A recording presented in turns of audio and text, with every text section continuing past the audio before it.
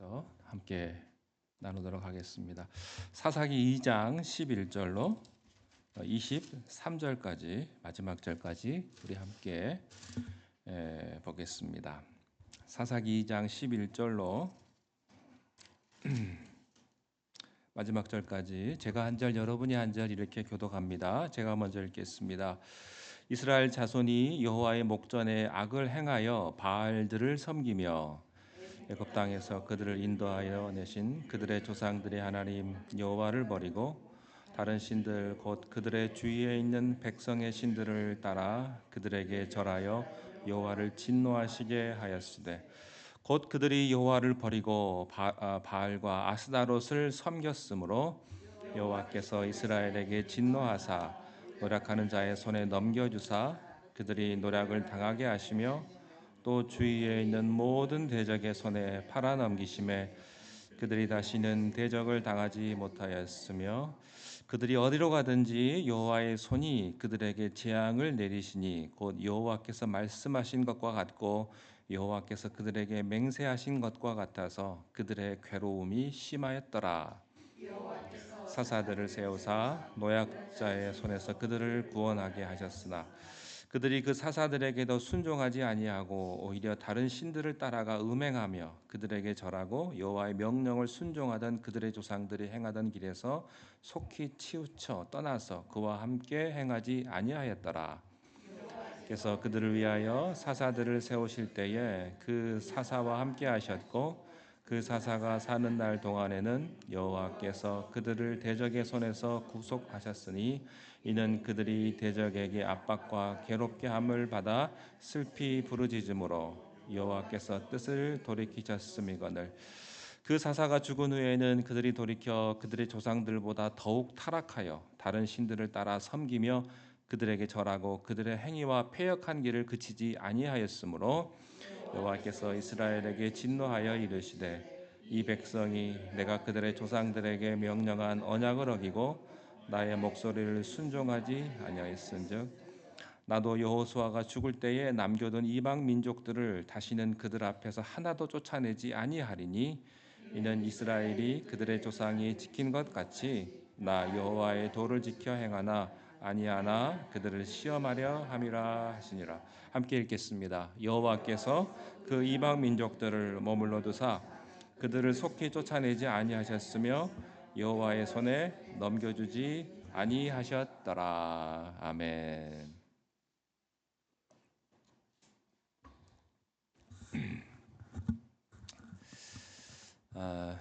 1928년부터 시작이 된 미국의 경제 대공황은 수많은 미국인들을 가난과 또 침체의 늪으로 빠져들게 했습니다. 텍사스에 있는 뉴 런던이라는 곳도 예외는 아니었습니다. 경제가 너무 힘드니까 사람들이 정말로 열심히 교회에 나와서 기도를 하고 하나님께 부르짖는 신앙생활을 했습니다. 그런데 어느 날 그 뉴 런던에서 석유가 발견이 되면서 상황이 급변했습니다. 하루아침에 뉴 런던은 지긋지긋한 경기 침체의 늪에서 벗어났습니다. 침울했던 거리는 새 자동차로 물결쳤고요. 또 백화점과 은행 창구에는 쇼핑하려는 사람과 또 돈을 저금하려는 사람들로 붐볐습니다. 그렇게 되자 그토록 하나님을 의지하고 기도하던 사람들이 세상의 재미를 쫓아가면서 주일 예배를 빠지기 일쑤였습니다. 뉴 런던의 교회들은 눈에 띄게 성도들이 줄었고요.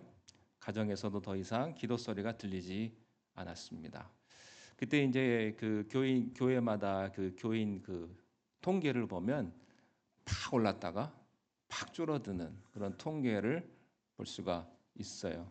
미국이 그게 잘 돼 있더라고요. 저희 교회도 미국 교단인데 매년마다 보고를 하기 때문에 교세가 어떻게 되는지 연도마다 지역마다 다 알 수가 있어요. 그런데 그 뉴 런던에 경기가 한참 좋았는데 그러다가 사고가 터집니다. 1937년 4월 18일 어느 목요일에 뉴 런던의 아이들은 석유 수입으로 번 돈으로 화려하게 지어진 당시에 100만 달러의 돈, 요즘 돈으로 2,300만 달러 돈으로 지어진 학교가 공부하던 도중에 요란한 폭음이 났습니다. 그 학교 지하실에서 누출된 가스가 거기에 불이 옮겨 붙어서 폭발한 것입니다. 이 일로 인해서 그 학교에서 공부를 하고 있던 294명의 어린이들이 일시에 목숨을 잃었습니다. 이 일로 아이들을 잃은 부모들의 가정마다 곡성이 터졌고요. 교회에서는 죄를 회개하는 참회자들로 가득 채워져서 눈물 바다를 이루었다고 합니다. 아무도 드러내놓고 말은 하지 않았지만 이 사고의 영적인 원인을 알았던 거죠. 고난 가운데 그들을 붙들어 주신 주님이 얼마나 큰 축복을 주셨는데 그들은 축복에 취해서 축복을 주신 주님을 망각해버린 그 죄를 자복하면서 울었습니다. 우리들에게도 이런 회개가 필요하다고 생각을 합니다. 고통을 통해서 단련된 신앙은 풍족함 속에서 만들어진 신앙보다 훨씬 더 단단합니다. 우리가 사사기 도입부에서 배우는 것이 그것입니다. 여호수아와 함께 수많은 정복 전쟁을 치렀던 장로들은요, 고난을 아는 세대였습니다. 그들이 살아있는 동안 이스라엘은 하나님을 섬겼습니다. 그러나 고난을 아는 세대가 다 사라진 뒤에 고난을 모르는 세대가, 그 다음 세대는 걷잡을 수 없이 타락해서 무너지게 되는 비극이 생깁니다. 고난을 아는 여호수아 세대가 그 다음 세대의 신앙 교육에 실패한 것입니다. 좋은 약속의 땅이라고 하는 환경만 마련해 놓으면 후손들이 알아서 신앙생활 잘할 줄 알았는데 그게 아니었던 거죠. 고난은 우리의 육체의 위기이지 영적인 위기는 아닙니다. 오히려 우리의 신앙이 가장 싱싱하고 깨어 있을 때는 우리가 인간적으로 너무 힘든 시간들을 지날 때입니다. 그렇지만 광야 속에서 단단해진 믿음도 풍요의 시대에 익숙해지면 자기도 모르게 변질되는 수가 많습니다. 그래서 우리는 풍요를 누릴수록 더 잘 살수록 영적인 긴장감을 늦추지 말아야 한다고 하는 것입니다. 다음 세대에게 우리가 신앙 교육을 최선을 다하지 않는다면 어떤 누구도 순식간에 허물어질 수 있다는 것을 우리는 사사기서를 통해서 우리 가슴에 새겨야 할 것입니다. 이 이스라엘의 불완전한 승리는 후유증이 굉장히 컸습니다. 여호수아 사후에 이스라엘은 하나님으로부터 두 가지의 사명을 받았어요. 첫째는 가나안에 완전히 들어가서 그 남은 땅을 완전히 정복하는 것 하나하고, 두 번째는 하나님만 섬기는 거룩한 공동체로 사는 것이었습니다. 그런데 이 첫째와 둘째가 서로 연결되어 있어요. 남은 땅을 다 정복을 하고 가나안 부족을 완전히 쫓아내지 못했기 때문에 그들은 거룩한 공동체로 살 수가 없었습니다. 그리고 여호수아 다음 세대는 할 수 없이 가나안 거민과 함께 공존해야만 했는데 마리조와 함께 산 것이지요. 오히려 그들에게 오염이 되어 가지고 그들은 거룩을 잃어버린 것입니다. 거룩을 잃어버린 백성을 거룩하신 하나님은 결코 지키지 않습니다.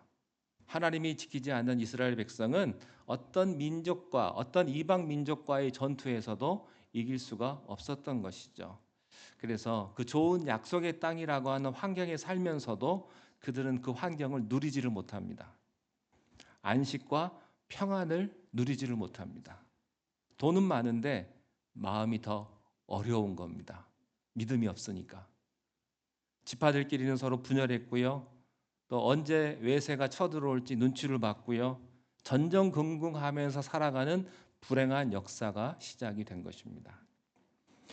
중세 서구 교회가 유럽을 복음화했던 시절이 있었습니다. 유럽의 대부분의 국가들이 기독교 국가임을 자부했습니다.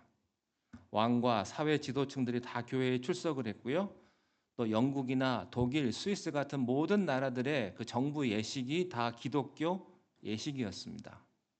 그러나 그 시절 교회는요, 성도들을 말씀대로 살아가는 확실한 그리스도의 제자로 세우지 못했던 거죠.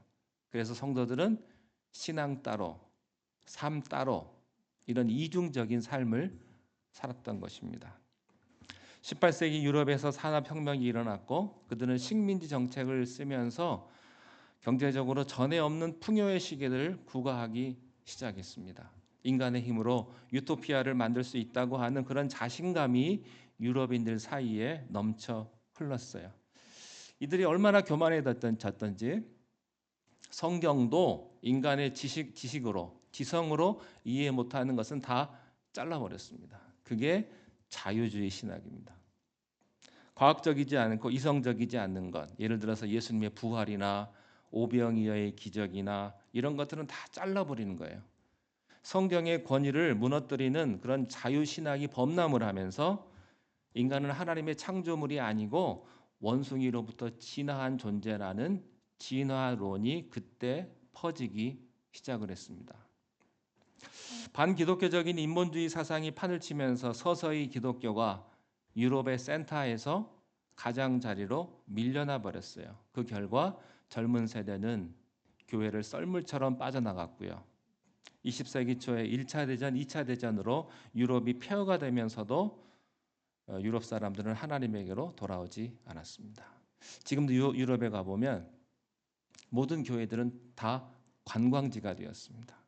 거기서 예배 안 드립니다. 특별한 일만 있을 때 거기서 정부 행사 같은 거 하지 모여서 예배 드리지 않습니다. 그런데 이 절차를 우리가 살고 있는 미국 그리고 한국이 따라가고 있는 그런 현실이라고 하는 것이죠. 자, 다시 사사기 본문으로 돌아오겠습니다. 여호수아의 세대 그리고 그 다음 세대가 그렇게 부모들이 예수 잘 믿던 세대들이요. 어떻게 이렇게 가나안의 우상 바알과 아스다롯에게 순식간에 넘어갈 수가 있는가? 우리가 좀 이 문제를 좀 심각하게 살펴볼 필요가 있습니다. 자, 약속의 땅에 가나안 땅에 들어오기 전까지 이스라엘은 광야에서 유목민 생활을 했습니다. 이 말은 목축 생활을 했다는 것이죠. 목축 문화권입니다. 그런데 이제 가나안 땅에 들어오니까 정착을 하면서 농경 문화에 적응해야만 했던 것이죠. 유목민은 계속 이렇게 모바일 하잖아요. 텐트 치고 옮겨 다니고 텐트 치고 옮겨 다니고. 그런 건데 가나안에서 이제 성을 쌓고 자기 영토를 가지고 물을 끌어들여서 농사하는 농경 문화가 된 거예요. 그런데 그 당시에 애굽을 비롯한 모든 강대국들은 다 농경 문화였습니다. 그렇지만 이 목축업을 하는 이 유목 생활을 하는 민족들은 대부분 그 수준 이하로 좀 하등한 나라 민족으로 사람들이 인식을 했죠. 그래서 이스라엘은요 마치 이제 시골에서 서울로 상경한 사람처럼 빨리 이 촌티를 벗어버리고 이 농경 문화에 빨리 적응해서 이 시골스러움을 벗어버려야 되겠다 그런 생각을 했을 것입니다. 애굽에서 노예 생활을 했을 때 그나마 농경 문화를 아는 조그마한 출애굽 1세대들은 광야에서 다 죽었습니다. 이제는 유목 생활 그 경험밖에 없는 목축 문화밖에 모르는 출애굽 2세대와 3세대들만 남았습니다.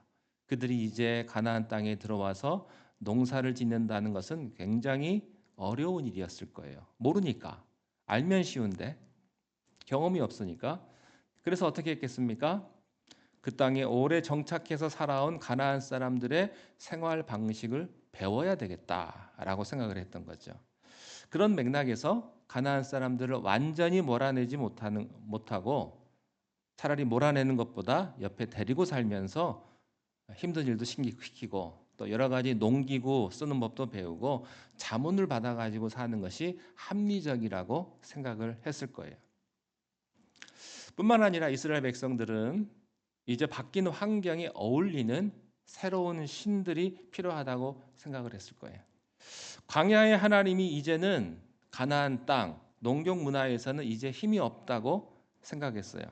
반면에 가나안 땅에 가보니까 풍요와 다산의 신인 바알과 아스다롯이 있는 거예요. 그 가나안 땅 농경 문화에서 풍성한 추수를 보장해 주는 신, 이제 부강한 나라를 만들어 주신 신이라고 그들이 믿는 신들이 거기 있었다는 거 하는 것이죠. 그래서 이스라엘이 어떻게 했겠습니까? 당장 눈앞에 현실적인 이익을 추구하기 위해서 가나안의 우상 신들에게 혹해버린 것이죠. 그렇다고 지금까지 믿어왔던 하나님을 버릴 수는 없기 때문에, 하루아침에 하나님 나 몰라라 할 수 없기 때문에 겉으로는 예배를 드리는 이런 요식 행위는 갖추었지만 뒤로는 가나안 우상을 열심히 섬기는 그런 이중적인 행태를 보였던 거죠. 현실에서 써먹기 위해서 이런 이중적인 삶을 사는 이스라엘 백성들의 모습이 오늘날 우리 크리스찬들도 나타나고 있다고 하는 사실이죠. 우리가 정말로 경계해야 되는 것이 이 가나안식 실용주의, 현실주의 신앙입니다. 우리가 세상에서 잘 먹고 잘 살기 위해서는요, 누구랑도 손잡을 수 있다. 내가 세상에서 성공하려면 세상 사람들의 자문을 받아야 된다. 세상에서 성공하려면 세상적인 방법으로 뒤에서 뒷돈도 좀 주고 압력도 좀 가하고 그래야 된다고 우리는 생각을 하는 것이죠. 그러다 보니까 주일 예배는 거룩하게 하지만 세상에서 사업을 할 때는 세상적인 모든 편법을 다 동원해서 거침없이 하는 크리스찬들이 많습니다. 현실적으로 잘 되기 위해서는 어쩔 수 없지 않느냐. 우리 아이 교육시키려면 선생님한테 가서 뒷돈도 좀 주고 아부도 좀 해야 되지 않느냐. 우리 살고 있는 동네 학부형들이요, 미국 선생님들 다 버려놨대요. 다 돈 갖다 줘가지고 우리 아이 잘 봐달라고. 다행인 건 미국 사람 돈은 받는데 그렇다고 차별하지는 않는데요. 돈은 잘 받는데요.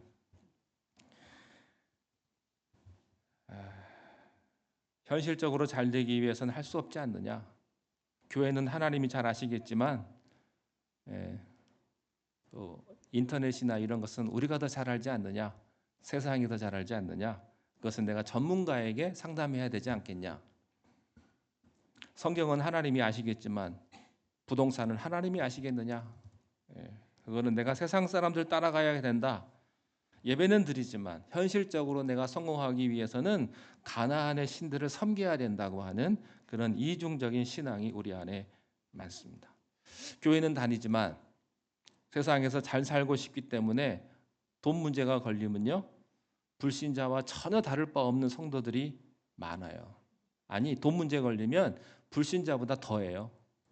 돈 조금 손해 본다고 그렇게 악을 쓰고 본성을 다 보여버리는 거예요. 돈 때문에 이혼하고, 돈 때문에 가족들끼리 싸우고, 원수처럼 지내고, 돈 때문에 거짓말하고, 양심도 팔고. 여러분 솔직히 요즘 그 사위나 며느리 볼 때 제일 처음 보는 게 뭔지 아세요? 경제력 봅니다. 경제력. 직업이 뭐냐? 대부분의 이제 사위 볼 때요, 직업 보지 종교 안 봅니다. 나중에 믿으면 되지 뭐. 이게 다 우리 크리스찬들 얘기예요. 제가 터키에 갔을 때 어떤 한국 분을 만났습니다. 그분이 미국 LA 사시는 분인데 한 70대 정도 되셨어요. 근데 교회 얘기가 나왔는데 그분 여기 LA에서 교회 다니신대요. 근데 한국하고 미국하고 왔다 갔다 하시는데 한국 가면 안 나간대요. 근데 미국에서만 나간대요. 그러면서 그분이 그러시더라고요. 여기 대부분 한국 사람은 그래요. 미국에서는 교회 나오고 한국 가면 안 나간대요. 왜 그럴까요? 대충 짐작해 볼 수가 있어요. 다른 이유가 있겠죠. 네. 미국에 살면 한인 커뮤니티도 필요하고 가서 누구도 만나고 비즈니스도 해야 되고 심심하기도 하고, 그러니까 한인 교회 가는 거예요. 한국 가면 굳이 나갈 필요가 없는 거죠. 여러분들은 어때요? 교회 왜 나오십니까? 심심해서 나오십니까? 아니면 갈 데 없어서 나오십니까? 네, 그런 사람들이 많다고 하는 거예요. 유감스럽게도. 사사시대에 이스라엘이 섬겼던 바알과 아스다롯은 돈의 신이요 성공의 신입니다. 오늘날 많은 크리스찬들이요 성공을 위해서 하나님을 이용하는 거예요. 그리고 그것을 비전이라고 말을 하죠. 겉으로는 하나님 믿는다고 하면서도 속으로는 이미 황금을 지배하는 세상 신에 무릎을 꿇어버렸어요. 사사시대의 이스라엘 사람들과 현재의 크리스찬들. 하나님을 버린 대가는 반드시 치르게 되어 있습니다. 자, 12절 읽겠습니다. 12절 시작. 애굽 땅에서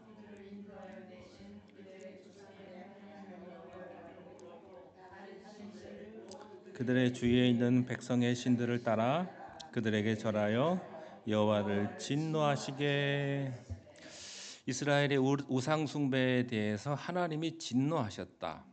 그래서 14절에 보면요, 그 진노가 어떻게 구체적으로 나타나는지를 설명을 합니다. 여러분, 하나님이 화내신다는 것을 추상적으로 생각하지 않기를 바랍니다. 하나님이 화내시면요, 분노하시면 그게 구체적으로 우리의 삶의 불덩이가 돼서 떨어지는 거죠. 14절 시작. 께서 이스라엘에게 진노하사 노력하는 자의 손에 넘겨주사 그들의 노력을 당하게 하시며.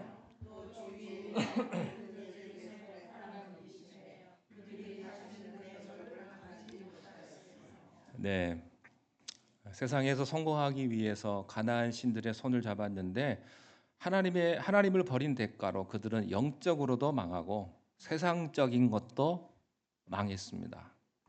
평화롭게 살고 있던 이스라엘 마을에 외국 군대가 쳐들어와서 유린하는 이런 일은요, 그들은 광야에서 살 때 유목 생활에서나 겪었던 것이지 가나안 땅에 들어와서 이제 든든한 성 안에서 살면서 이런 것을 겪을지는 꿈에도 몰랐던 거죠.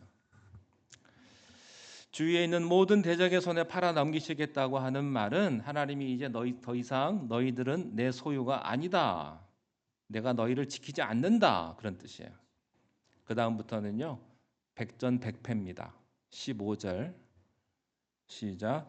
그들이 어디로 가든지 그들에게 재앙을 내리시니 곧 여호와께서 말씀하신 것과 같고 여호와께서 그들에게 맹세하신 것과 같아서 그들의 괴로움이 어디로 가든지. 무슨 뜻입니까? 무슨 뜻을 하든지 소용없다는 뜻입니다. 다 망할 거다. 어디로 가든지. 어디서 좀 들어본 표현 같지 않으십니까? 성경을 좀 읽어보신 분들이라면 어디서 좀 들어본 것 같은 느낌적인 느낌. 오래전에 하나님께서요, 이들의 조상인 야곱에게 하신 말씀이 있는데, 근데 맥락이 달라요. 비슷한 어법인데 반대예요. 그때는 뭐라고 하셨냐면요, 창세기 28장 15절에 보면 함께 읽겠습니다. 시작. 내가 너와 함께 있어 내가 어디로 가든지 너를 지키며 돌아오게 할지라. 내가 내게 허락한 것을 다 이루기까지 너를 떠나지 아니하리라 하신지라. 여기서는요, 네가 어디로 가든지 내가 널 지킬 거다. 사사기에서는 어디로 가든지 너는 망할 거다. 재앙을 받을 거다. 어디로 가든지는 똑같은데요, 결과는 하늘과 땅 차이예요. 그리고요, 상황은요, 하나님이 야곱을 축복할 때가 훨씬 더 안 좋았어요. 그때 야곱은 정말 불안했습니다. 타향살이에서 돌아오는 길이었죠. 형 에서와 화목할 수 있을지 없을지도 모르고 집도 없고 뭣도 없는 그런 불안한 상황이어서 모든 것이 불리했지만 하나님께서는 걱정하지 말아라. 내가 있지 않냐. 네가 어디로 가든지 너는 승리할 거다. 여러분, 인생이 참 그렇습니다. 저 사람은 참 불리한 상황밖에 없는데 왜 저렇게 잘 되지? 그런 사람이 있고요. 저 사람은 성공할 수 있는 모든 조건을 가지고 있는데 왜 안 되지? 그런 사람이 있어요. 그런 분들 많이 봤어요. 교회도 다녀요. 학벌도 좋아요. 인맥도 좋아요. 사업하면 잘할 것 같은데 하는 것마다 안 돼요. 어떻게 그럴까? 이게 보니까요, 성경의 가르침입니다. 여러분, 불경기가 문제가 아니고 현실의 어려움이 문제가 아니고요, 내가 하나님의 말씀에 순종하냐 안 하느냐에 따라서 내가 어디로 가든지의 법칙이 임하는 것입니다. 모든 상황이 불리한데도 하나님의 말씀에 순종하는 사람은요, 안 될 것 같은데 돼요. 모든 위기가 변하여 기회가 됩니다. 반대로 지금 이스라엘 백성들은요, 모든 상황들이 유리한데도 모든 기회가 변해서 위기가 되어버리는 거예요. 뭘 해도 안 돼요. 열렸던 문도 닫혀요. 약속의 땅을 다 차지했는데 이렇게 된다는 말입니다. 혹시 여러분의 인생에서 지금 그런 기로에 있으시다면 잘 들으십시오. 이스라엘이 하나님과의 언약을 깼기 때문입니다. 하나님과 이스라엘 사이에 맺어진 언약은요, 그들을 올가매는, 그들을 귀찮게 하는 그런 사슬이 아니에요. 오히려 적으로부터, 위협으로부터 지켜주는 보호막이세요. 여러분, 교회가 여러분들을 억압하지 않습니다. 여러분 귀찮게 하지 않아요. 그것이 여러분의 축복의 길이라는 사실을 여러분 꼭 아시기 바랍니다. 왜 교회는 나를 이런 걸 시키지 힘들게? 왜 나를 피곤하게 하지? 왜 나 자꾸 나오라고 그러지? 여러분 육체적으로는 피곤할지 몰라도요, 영적으로는 그게 승리하는 길이라고요. 그래서 여러분들이 신앙생활 잘하는 방법은 세 가지예요. 하나님 중심, 말씀 중심, 교회 중심이에요. 이 세 개를 항상 여러분들이 기억하셔야 합니다. 여러분, 길이 없는 곳에 길을 내주는 하나님의 축복이 있을 거예요. 거기에 승리의 능력이라고 하는 사실입니다. 우리가 이 언약을 지킬 때 우리는 그 축복을 누릴 거예요. 사막에서도 샘이 터지는, 다 안 된다고 하는데 되는 그런 기적이 순종하며 나아가는 자에게 이루어질 것이다. 어디로 가든지 내가 너와 함께 할 것이다. 그러나 언약을 깨고 살잖아요. 그러면 하나님이 함께 하지 않습니다. 하나님과 함께 가는 인생은요, 이길 수 없는 싸움에서도 계속해서 이깁니다. 하나님이 손 놓으시면 이길 수 있는 싸움에서도 우리는 계속 지게 될 거예요. 15절에 말씀하신 것과 같고 맹세하신 것과 같아서 이 말이죠. 여러분, 이것은 우연이 아니고 영적인 섭리가 흐르고 있는 거예요. 여호수아 23장 15절 말씀에 보면 이렇게 되어 있습니다. 앞에 준비된 영상 보시면서 함께 읽을까요? 너희의 시작. 너희의 하나님 여호와께서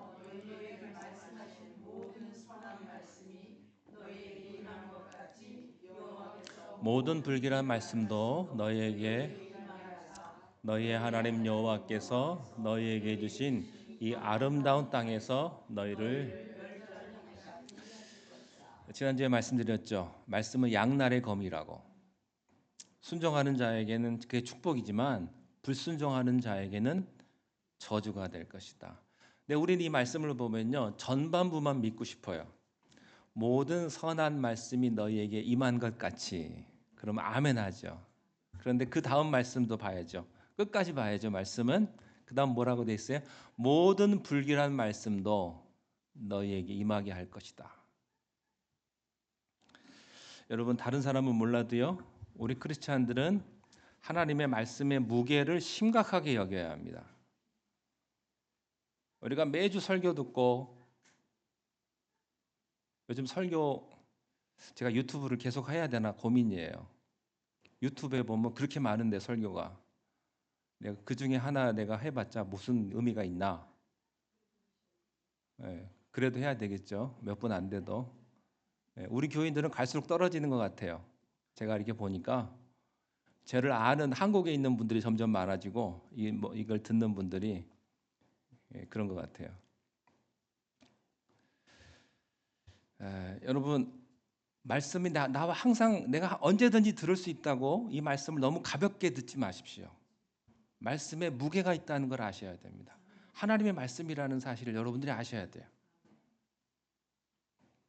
말씀을 가볍게 우리가 들으면 큰 코 다칠 겁니다. 우리가 사람의 말은 흘려버려도요, 그리고 잊어버려도 되지만 하나님의 말씀은 한자 한자 깊이 가슴에 각인해 놓고 여러분이 쉽게 생각하지 마시기 바랍니다. 말씀을 귀하게 여기고 살 때 우리는 불가능한 상황에서 살아날 것이고 길이 열릴 것입니다. 그러나 그 말씀을 여러분들이 자신 있다고 우습게 여긴다면 우리의 인생은 모든 유리한 상황 속에서도 무너질 수 있다는 것이죠. 그것이 영적인 법칙이에요. 하나님은 이스라엘이 하나님을 반역을 하고 불순종한 대가로 수많은 외세의 침략을 사사기 역사 내내 당하게 하십니다. 그때마다 그들이 부르짖을 때 하나님은 구원의 방편으로 사사라는 지도자를 보내주셨어요. 이 사사라는 지도자를 세우신 하나님의 모습에서 우리는 영적 리더십의 중요한 레슨을 몇 가지 배우게 됩니다. 18절입니다. 18절 시작. 여호와께서 그들을 위하여 사사들을 세우실 때에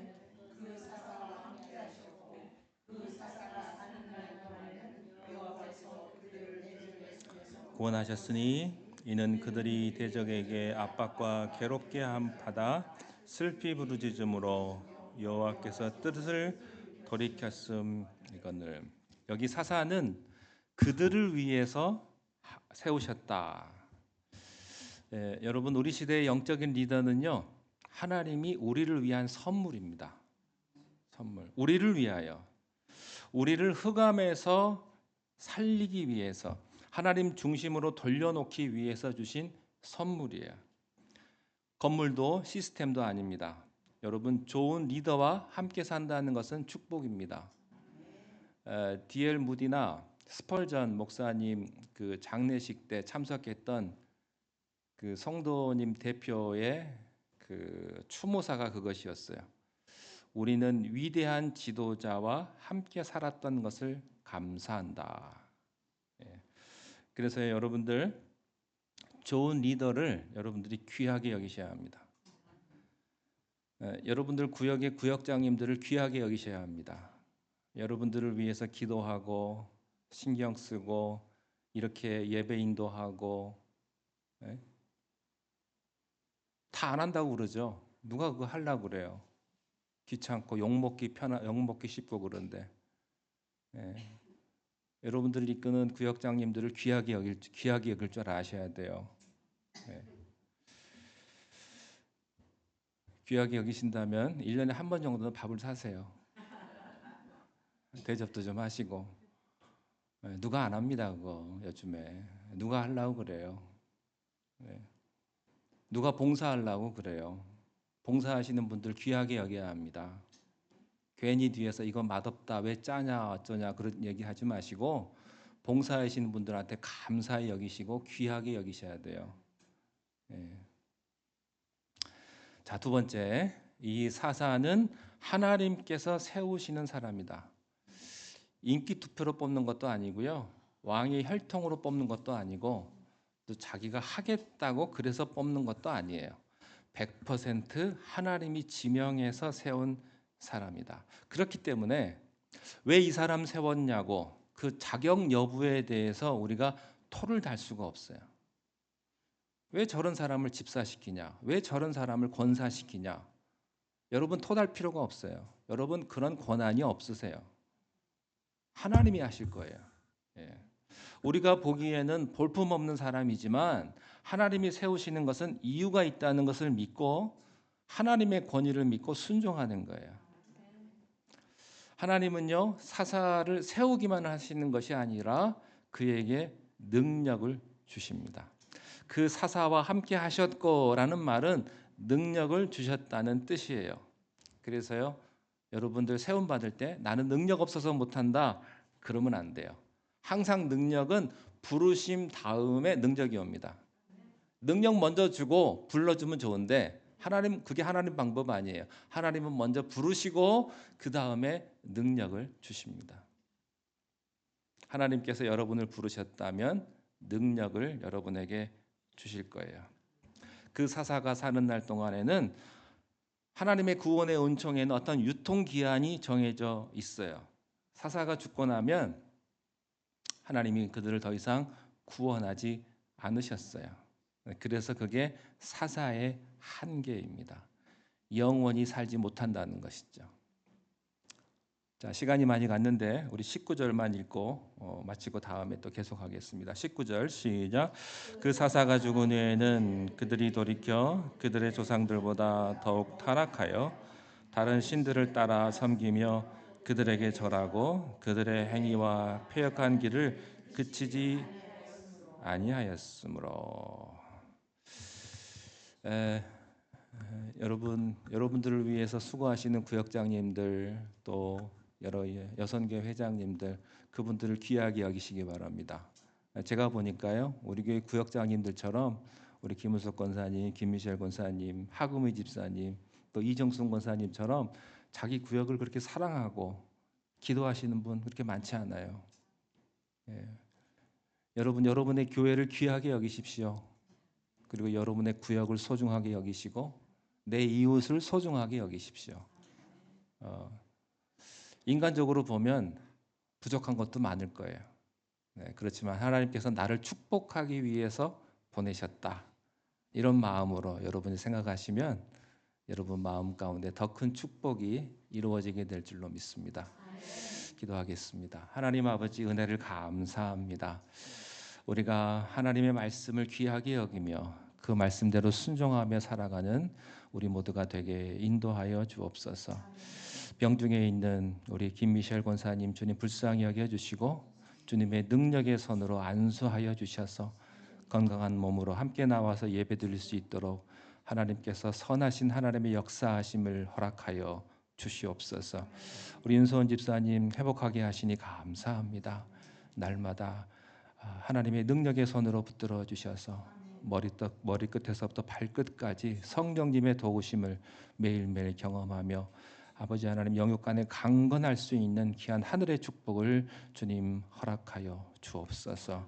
날마다 주님 앞에 감사하며 우리에게 주신 것을 아버지 하나님 주님 앞에 영광 돌려드리며 주님 앞에 우리의 모든 것들을 감사의 제목들을 세워볼 수 있는 그런 시간들 허락하여 주시고 아버지 하나님 말씀대로 우리가 매일매일 주 그 말씀 따라가며 살아가는 우리 발려교회 모든 성도님들이 다 되게 인도하여 주시옵소서. 예수님 이름으로 감사하며 기도하옵나이다. 아멘.